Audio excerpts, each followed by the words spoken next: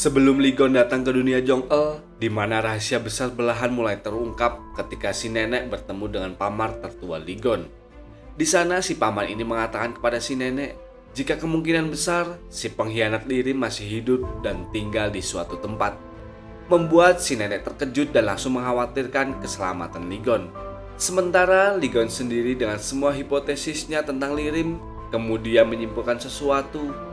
Jika sebenarnya Lirim melakukan pengkhianatan dengan membunuh ayahnya bukanlah untuk merebut tahta kerajaan, melainkan untuk menguasai suling bambu ajaib.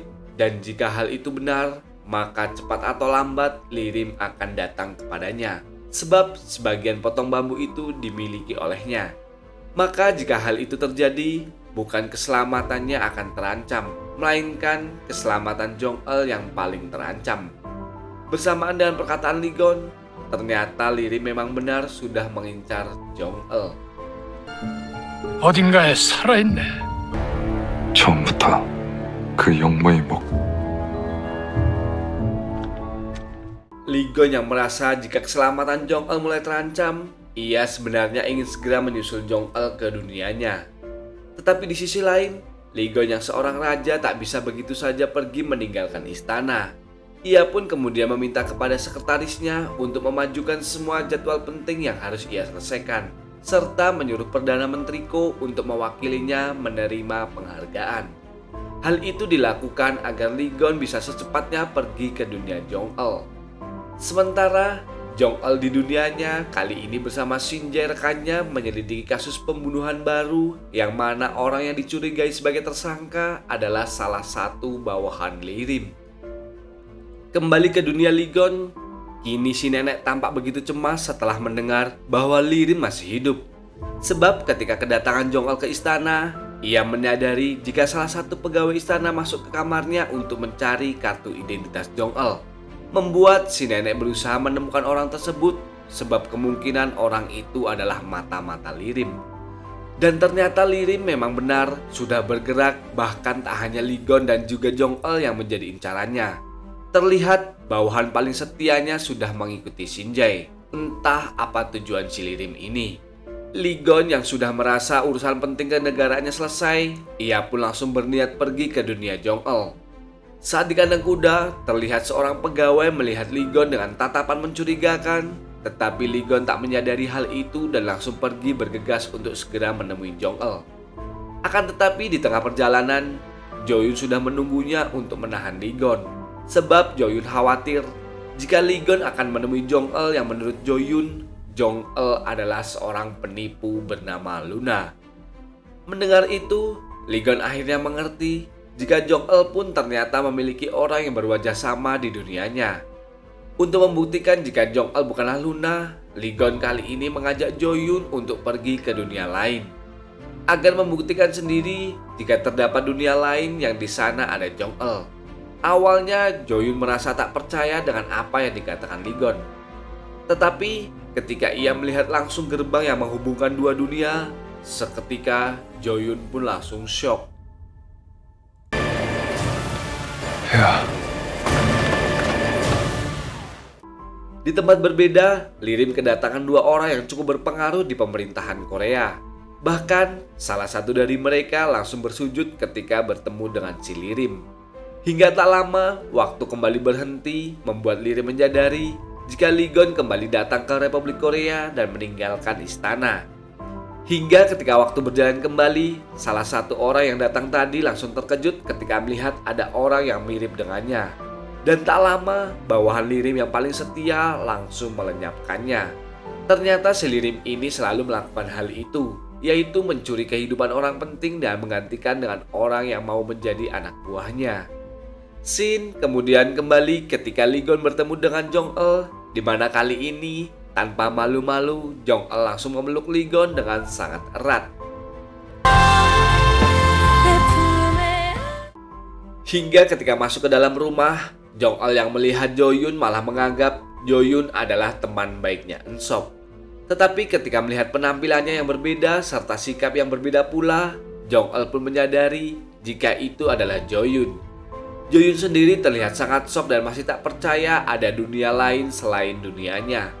Bahkan kepribadian Jo-yun yang selalu kalem kini terlihat gelisah, membuat Lee-gon malah tersenyum sebab baru kali ini ia melihat Jo-yun seperti itu. Akan tetapi tanpa diduga oleh mereka, tiba-tiba Eun-sop masuk dan melihat Jo-yun yang seketika membuatnya langsung pingsan. Jo-yun dan Eun-sop walaupun memiliki wajah yang sangat mirip, akan tetapi mereka memiliki kepribadian yang sangat jauh berbeda, di mana Jo-yun yang selalu tampil kalem serta penuh perhitungan dalam hal apapun, berbeda dengan Eun-sop yang terlihat konyol dan penakut serta suara cempreng sebagai ciri khasnya. 그럼 니는 여행 어디 가시네, 맞지? Setelah menerangkan apa yang terjadi kepada Eun-sop, Jong-el pun meminta agar mereka untuk tak keluar bersamaan ketika dirinya bersama Lee-gon tak ada. Sesudah itu, seolah ingin menikmati waktu bersama Jong-el yang hanya sebentar, Lee-gon pun langsung pergi bersama Jong-el. Dimulai dengan makan, lalu pergi ke tempat permainan menembak yang dulu Lee-gon harus kehabisan uang oleh permainan itu. Sebab dengan kemampuannya yang kurang ahli dalam menembak, membuatnya terus mencoba mendapatkan hadiah boneka, sebab ingin memberikannya kepada Jong-el. Namun, sekarang berbeda, dengan mudahnya Jong-el memenangkan permainan itu, bahkan membuat pedagangnya jadi rugi. 너 남친 있었으면 눈 감고도 딱이지. Hingga ketika pulang, Jong-el mengatakan jika dirinya sedang menyelidiki kasus aneh yang ia temukan, yaitu berupa berita yang berasal dari dunia Lee-gon. Mendengar itu, Lee-gon merasa tak percaya karena hal itu merupakan sesuatu yang mustahil. Tetapi ketika mendengar berita itu secara langsung, Lee-gon pun mengerti jika dunia tempat tinggal Jong-el dan dunianya kini sudah tercampur. Merasa hal itu akan membahayakan Jong-el, Lee-gon pun mengatakan agar menjauhi hal tersebut. Tetapi Jong-el tetap bersikeras. Dan dengan terpaksa, Lee-gon pun memberitahukan tentang Lirim yang kemungkinan dialah orang yang telah melakukan semua itu. Untuk itu, Lee-gon meminta agar Jong-el menyelidiki orang yang berwajah sama dengan Lirim di Republik Korea. Sebab kemungkinan besar Lirim sekarang memakai identitas orang tersebut. Kita lalu diperlihatkan dengan Lirim yang sedang membaca koran lalu mengatakan kepada bawahannya jika dirinya akan pergi ke kerajaan Korea, sebab ia mengetahui jika Lee-gon sedang tak ada di sana. Keesokan harinya, Jo-yun yang masih was-was meminta kepada Lee-gon untuk segera kembali. Tetapi Lee-gon mengatakan jika dirinya memang akan kembali sebentar lagi. Namun, Lee-gon menyuruh Jo-yun untuk tetap tinggal, membuat Jo-yun tak mengerti dengan apa yang direncanakan oleh Lee-gon. Lee-gon pun menerangkan jika tujuannya membawa Jo-yun adalah untuk mencari tahu tentang Lirim yang kemungkinan masih hidup dan tinggal di dunia ini. Akan tetapi, waktu tiba-tiba berhenti yang dimana Lee-gon langsung mencari tahu bagaimana hal itu bisa terjadi. Lalu menuliskan sebuah kertas dan memasukkan kertas itu ke saku Jo-yun. Hingga ketika waktu berjalan kembali, Lee-gon mengatakan jika waktu barusan kembali berhenti dan kemungkinan itu berhubungan dengan Lirim yang melakukan hal yang sama dengannya, yaitu berpindah dunia. Tetapi Jo-yun yang tak percaya dengan semua perkataan Lee-gon, hingga ketika Lee-gon menyuruh Jo-yun untuk mengambil sesuatu di dalam sakunya, Jo-yun pun begitu tercengang sebab apa yang dikatakan Lee-gon adalah benar. Lee-gon pun menyuruh Jo-yun untuk melindungi Jong-el dan jika ada kesempatan, Jo-yun harus bisa membunuh Lirim di sini. Sementara ia akan melakukan apapun untuk dapat menahan Lirim jika Lirim berada di dunianya, serta mewanti-wanti Jo-yun untuk selalu waspada sebab tujuan Lirim adalah mengambil potongan suling ajaib yang dimilikinya. Karena dengan itu, Lirim bisa menjadi penguasa di dua dunia. Sementara di kerajaan Korea, Perdana Menteri Ko mendapatkan informasi yang mengatakan jika orang yang dulu pernah ia temui ketika bersama Lee-gon ternyata adalah seorang penipu yang selalu bolak-balik masuk penjara bernama Luna. Membuat Perdana Menteri Ko yang menaruh rasa curiga semakin dibuat penasaran mendengar informasi itu.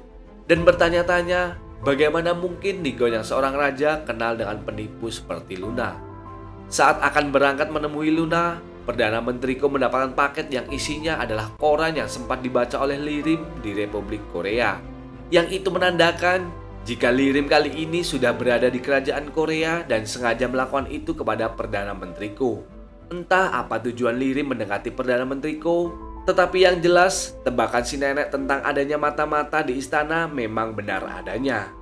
Sebab Lirim terlihat memegangi kartu identitas milik Jong-el yang hilang di istana. Bahkan dengan itu, Lirim semakin penasaran dengan Jong-el. Hingga bawahannya datang dan memberitahukan jika di kerajaan Korea ada orang yang berwajah sama dengan Jong-el bernama Luna. Mendengar itu, Lirim langsung memerintahkan bawahannya untuk segera menemukan Luna secepatnya. Sementara dengan rasa penasarannya, Perdana Menteri Ko mendatangi Luna, yang ia kira adalah orang yang pernah ia temui saat bersama Ligon. Tetapi saat melihat kepribadian Luna yang berantakan serta sangat kasar, Perdana Menteri Ko pun meyakini jika Luna adalah orang yang berbeda dengan orang yang ia temui saat dulu. Si Luna ini walaupun memiliki wajah yang sama dengan Jong-el, tetapi dari sikap serta perilakunya sangat jauh berbeda. Bahkan dirinya tak segan-segan melukai siapapun orang yang merugikannya. Membuat Perdana Menteri Ko merasa ada yang aneh dengan apa yang terjadi. Hingga ia menelpon ibunya. Tetapi ternyata di sana terlihat Lirim yang berada di rumah ibunya. Di sisi lain, saat Ligon ingin menunjukkan restoran favoritnya kepada Jo-yun, ia tiba-tiba didatangi kawanan preman yang menuntut balas sebab dulu Ligon pernah memukul mereka bersama Jong-el dan juga Shin-jae. Melihat itu, Ligon malah khawatir terhadap para preman itu sebab kali ini dirinya bersama Jo-yun yang sangat jago berkelahi. Akan tetapi, ternyata orang yang bersamanya bukanlah Jo-yun, melainkan Eun-sop yang seketika langsung kabur. Membuat Ligon mau tak mau harus ngeladeni kelompokan preman itu seorang diri. Hingga tak lama, Jo-yun pun datang yang langsung membuat komplotan preman itu langsung terkapar.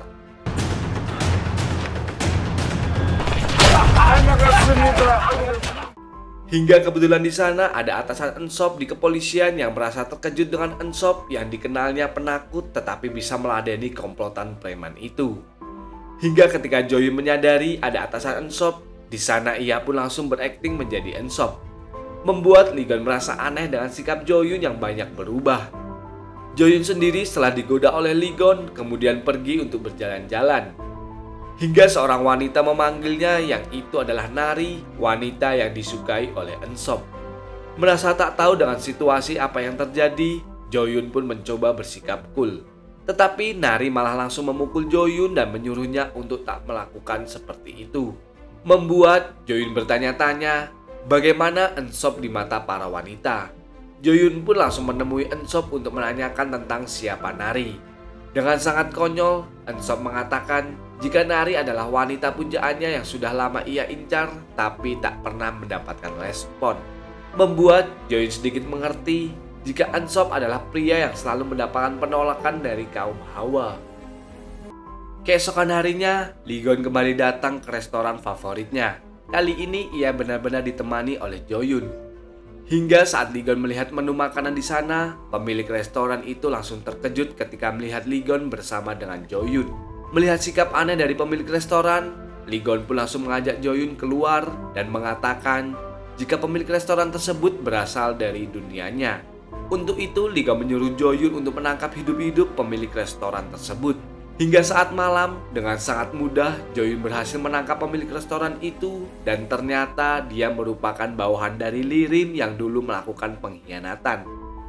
Tetapi karena kesetiaannya kepada Lirim, orang tersebut tak mau membocorkan informasi apapun dan Ligon hanya mendapatkan ponselnya yang di dalamnya tak ada satupun nomor yang bisa dihubungi. Sementara Jong-el berhasil menangkap orang yang merupakan tersangka pembunuhan tadi. Tak berselang lama, setelah Jong-el memasukkan tersangka pembunuhan itu ke penjara, bawahan kepercayaan Lirim dengan sangat mudah bisa masuk ke penjara. Dan tujuannya untuk menemukan ponsel si tersangka itu. Sebab menurutnya, jika itu sampai jatuh kepada orang lain, maka tuan mereka Lirim akan mendapatkan bahaya. Tetapi walaupun ketakutan, si wanita tersangka itu tak memberitahukan di mana ponselnya. Sebab jika itu dilakukan, maka bawahan Lirim akan langsung membunuhnya. Dan ponsel itu pun ternyata sedang dicari oleh Jong-el.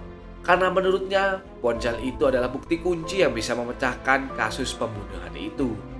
Hingga setelah itu, terlihat Ligon yang mendatangi Nari untuk memberikan emas sebagai pembayaran karena menyewa gedung milik Nari. Dan tak lama, datanglah Jong El ke sana untuk memberikan informasi mengenai identitas Lirim di dunia ini. Yang mana karena mencari informasi itu, Jong El merasa sedih. Sebab orang yang berwajah sama dengan Li Gon di dunia ini telah meninggal dibunuh oleh Lirim.